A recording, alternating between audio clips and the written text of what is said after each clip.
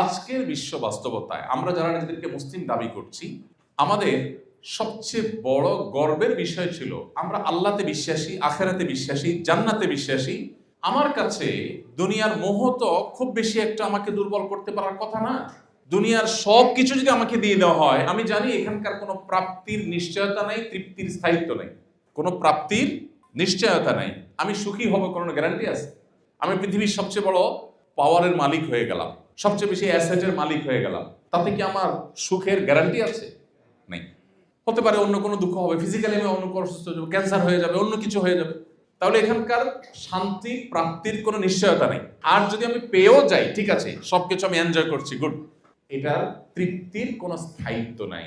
আমার মৃত্যু আসলে আমাকে চলে যেতে হবে সব রেখে। তাহলে ইমানদার দুনিয়ার জন্য চেষ্টা করবে, কিন্তু এরকম হবে না যে তার আখেরাত বরবাদ করে দিয়ে, জান্নাত বরবাদ করে দিয়ে, আল্লাহর অসন্তুষ্টি নিয়ে হলেও তার দুনিয়া চাই, টাকা আমাকে লাগবেই লাগবে, তাতে আমার আদর্শ যাক, হালাল হারাম বাজ বিচার না করে হলেও, আল্লাহ নাখোশ হলেও, জাহান্নামে যেতে হলেও আমি হারাম করব, আমি কোম্পানির ফাঁকি ঝুঁকি দিব, আমি 2 নম্বরে পথে উপার্জন করব, যেই ইনকামটা আমার জন্য অ্যালাউড না সেটাও আমি কামাই করব, আমি অবৈধ পথে উপার্জন করব, আমি ভোক্তাকে ক্ষতিগ্রস্ত করব, আমি মিথ্যা করব, প্রতারণা করব, তারপর দিন শেষে আমার টাকা চাই।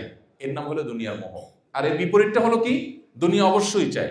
আল্লাহ বলেছেন ওয়ালা তানসা নাসিবাকা মিনাদ দুনিয়া, তুমি পৃথিবীতে বসবাস করতে হলে পৃথিবী তোমার লাগবে, সো তুমি সেটাকে ভুলে একেবারে সন্ন্যাসী হয়ে যেতে তোমাকে ইসলাম বলেনি। ইসলাম সেই ধর্ম, আল্লাহ কোরআনে বলেছেন রুহবানিয়াতান ইবতাদাউহা, বৈরাগ্যতা, এটা খ্রিস্টান ধর্মের লোকেরা যখন প্রথম এটা তারা শুরু করে, আল্লাহ ডিসকারেজ করেছেন যে না, মা কাতাবাল্লাহু লাকুম, আল্লাহ তাআলা তোমাদেরকে বৈরাগী হতে বলেননি, বরং আল্লাহ বলেছেন ফাইদা কুদিয়াতিস সালাহ ফান্তাশিরু ফিল আরদ, নামাজ শেষ হয়ে গেছে, বের হও, ওয়াবতাগু মিন ফাদলিল্লাহ, বের হয়ে উপার্জন করো। ফ্যামিলির মুখে যে খাবারটা তুলে দিবে, তাদের জন্য যে মান্থলি ইনকামটা করে নিয়ে আসবে, এটার কারণে তুমি আল্লাহর কাছে সওয়াব পাবে, এটা তোমার ইবাদত। সো ইসলাম আমাদেরকে বৈরাগী হতে বলে না।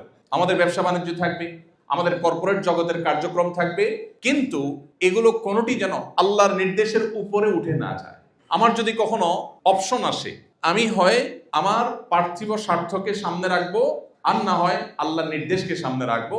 অ্যাজ এ মুসলমান, যেহেতু পার্থিব স্বার্থ সামনে রাখলে আমি যা পাবো সেটা খুবই সীমিত, আর আল্লাহ আখিরাত সম্পর্কে কোরআনে বলেছেন ওয়াল আখিরাতু খায়রুন ওয়া আবকা, আখিরাত হলো সবচেয়ে ভালো এবং অনন্তকালের, অতএব আমি সেটাকে প্রায়োরিটি দিব। ব্যাস, এটা হলো ইমানদার।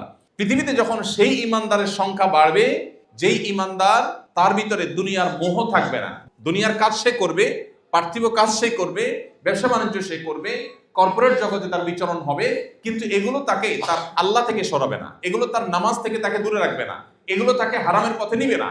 এই জায়গাটা যদি মুসলমান এনশিওর করতে পারে, তাহলে সেই 1450 বছর আগে মুসলমান যেভাবে পৃথিবীকে শাসন করেছে, আজও মুসলিম আবার সেই সম্মান, সেই গৌরব, সে হারানো ঐতিহ্য, সে মর্যাদা আবারও ফিরে পেতে পারে। আর যদি মুসলমান নামকাওয়াস্তে মুসলমান হয়, যে মুসলমান জুমা পড়ে 5 ওয়াক্তের খবর নাই, 2-4 ওয়াক্ত পড়ে বাকিগুলোর খবর নাই, নামাজ পড়ে ঠিকই 5 ওয়াক্ত কিন্তু হালাল হারামের খবর নাই, লেবাস লাগায়, দাড়ি লাগায় ঠিকই কিন্তু আচরণ ভালো নয়, যে মুসলমানের একটা দিক ঠিক আছে আরেক দিক ঠিক নেই, তার ইবাদত ঠিক আছে, তার লেনদেনটা ভালো না, তার লেনদেন ভালো আছে, তার আচরণটা ভালো না, এজ এ মুসলমান তিনি যখন পরিপূর্ণ পারফেক্ট মুসলমান হয়ে উঠতে না পারবেন, তখন সেই মুসলমান খড়কুটোর মতো হবে, লাঞ্ছিত হবে, অপমানিত হবে, নির্যাতিত হবে, জুলুমের শিকার হবে, আক্রান্ত হবে, দুনিয়াও তার শেষ হবে, আখিরাতেও সে এক দৌড়ে জান্নাত পেতে পারবে না।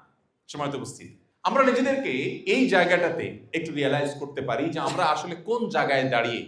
আমি আমাদের একজন স্বনামধন্য স্কলার, আমাদের উস্তাদতুল্য ব্যক্তিত্ব ডক্টর খন্দকার আব্দুল্লাহ জাহাঙ্গীর একটা উক্তি কোট করতে চাই। আপনারা অনেকে স্যারকে চিনে থাকবেন, অনেক আগে, বেশ কয়েক বছর আগে রোড অ্যাক্সিডেন্টে মারা গেছেন। ইসলামী বিশ্ববিদ্যালয় কুষ্টিয়ার প্রফেসর ছিলেন। ডক্টর খন্দকার আব্দুল্লাহ জাহাঙ্গীর রহমানুল্লাহ বলতেন, আমাদের দেশে মুসলমান 2 প্রকার। এটা স্যারের ভাষা। উনি বলতেন মুসলমান 2 প্রকার, একটা হলো সেকুলার মুসলমান, একটা হলো রেগুলার মুসলমান। সেকুলার মুসলমান বলতে সেকুলার শব্দের আপনার প্রচলিত অর্থ উনি বোঝান নাই, ওনার একটা আলাদা মিনিং আছে। উনি বলেন যে সেকুলার মুসলমান বলতে আমি বুঝাতে চাচ্ছি ওই যে এতক্ষণ যে মুসলমানের কথা বললাম, যে ঠিক আছে নামাজ কালাম পড়ি, দাড়িও রাখি, টুপিও রাখি, বাট আচরণটা খুবই নোংরা, বইয়ের হক নষ্ট করি, প্রতিবেশী হক নষ্ট করি, চান্স পেলে কারোর জমির আইল ঠেলে দিই, চান্স পেলে কারোর আমার সহকর্মী তার ব্যাপারে বসকে ভুল তথ্য দিয়ে তার ব্যাপারে বিভ্রান্ত করে দেই, ভালো সাজার চেষ্টা করি, মুনাফিকি করি, চান্স পেলে কোম্পানির ফাঁকি দেই, চান্স পেলে ভোক্তার ফাঁকি দেই, অর্থাৎ আল্লাহর ভয় নেই, বাট আমি নামাজও পড়ি। বা মাঝে মধ্যে নামাজ পড়ি, এটা হলো সেকুলার মুসলমান। কিছু পার্টে ইসলাম আছে, কিছু পার্টে নাই। আর রেগুলার মুসলমান হলো সিরিয়াস মুসলমান, যার জীবনের সবকিছুকে সে আল্লাহর সামনে সমর্পণ করে দিয়ে বলেছে, ইন্না সলাতি ওয়া নুসুকি ওয়া মাহইয়ায়া ওয়া মামাতি লিল্লাহি রাব্বিল আলামিন। আমার সালাত, আমার কুরবানি, আমার হজ, আমার জীবন এবং আমার মরণ সবকিছু আল্লাহর শানে আমি সমর্পণ করলাম। এর নাম মুসলমান, এর নাম মুসলমান। এ হলো সিরিয়াস মুসলমান। এই মুসলিমের সংখ্যা যখন আস্তে আস্তে বাড়বে, অল ওভার সংখ্যা কম হতে পারে। ওই যে 313 জন আজকের এই দিনে যথেষ্ট হয়ে গেছেন, এখন 3,13,000 জন, 3,13,000 জন, 30,13,000 জন সেই জায়গাটা যেতে পারছি না আমরা। কারণ আমরা যে ইসলাম চর্চা করছি, এই ইসলাম আসলে কোরআন হাদিস আমাদেরকে যে ইসলাম চর্চা করতে বলেছে তার থেকে অনেকখানি দূরে।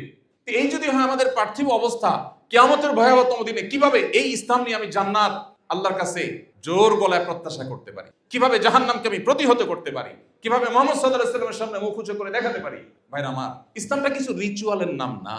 এই যে রোজা রাখলাম, ইফতার করলাম, সাহারি খেলাম, আল্লাহর কসম এটা ইসলাম না পূর্ণাঙ্গভাবে। এটা ইসলামের একটা পার্ট হতে পারে। ইসলাম আপনি আপনার ডেস্কে যখন কাজ করেন, আপনি বাসায় ওয়াইফের সাথে কতক্ষণ চ্যাটিং করেন আর কোম্পানির কাজ কতক্ষণ করেন, মাঝে ফাঁকি কতক্ষণ দিলেন, এই হিসাবটা আপনার সেন্সে যদি আসে, দিস ইজ ইসলাম। আপনি বিশাল বড় সুযোগ আছে, আপনি একটু হালকা মায়ের প্যাচ করে দিলে কোটি কোটি টাকা চলে আসবে আপনার কোম্পানিতে, কিন্তু এটা আপনার জন্য আল্লাহ অনুমোদন করেন নাই। আপনি এই অফার ছেড়ে দিয়েছেন, অন্য 10টা কোম্পানির সাথে কম্পিটিশন আপনি পিছিয়ে গেছেন, বাট আল্লাহর হুকুমকে আপনি উপরে রেখেছেন। এটা ইসলাম। সামগ্রিক জীবনে যদি আমরা ইসলামকে প্র্যাকটিস করতে পারি, আজও অল্প সংখ্যক মুসলমানরা পৃথিবীতে সেই পুরানো ঐতিহ্যে ফিরে আসতে পারবে। রমাদান আমাদেরকে সেই বার্তা দেয়, আমরা সেই বার্তা গ্রহণ করি না। আমাদের কাছে দুনিয়ার মোহটা অনেক বেশি আমাদেরকে আবিষ্ট করে ফেলেছে। যার আখিরাতে বিশ্বাসী নেই, সে দুনিয়ায় সবকিছু তার কাছে। তার সাথে আর আপনার সাথে এই জায়গায় মৌলিক পার্থক্য আছে।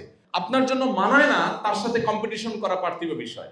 এই জায়গাটাতে আমাদের নিজেদের আত্মপরিচয়টাকে নতুন ভাবে খোঁজার, উপলব্ধি করার, আবিষ্কার করার চেষ্টা আমাদেরকে করতে হবে। আল্লাহ আমাদের সবাইকে সে তৌফিক দান করুন।